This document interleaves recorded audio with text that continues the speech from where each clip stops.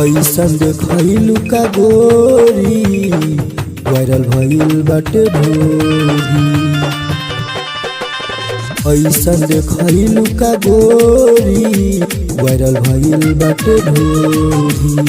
अरे लइका जवान बुढ़ाओ के धइले बाटे कमजोरी।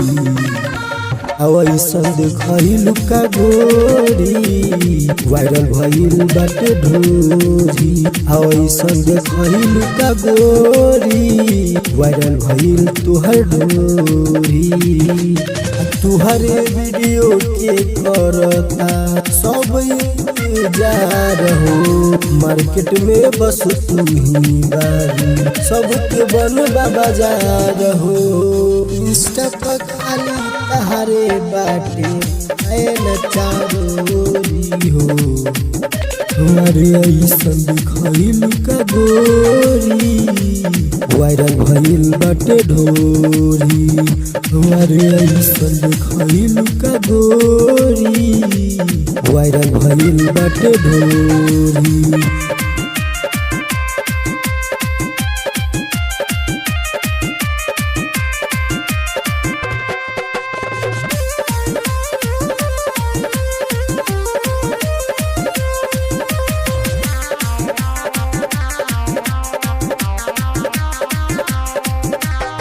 राज सुरीला चंदन से सिखलू कवन तरीका।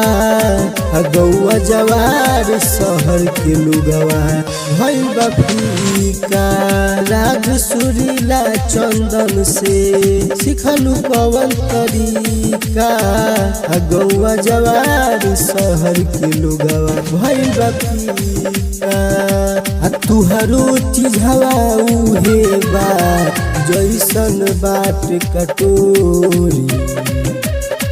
ऐसन देखलू का गोरी वायरल भइल बाटे ढोरी।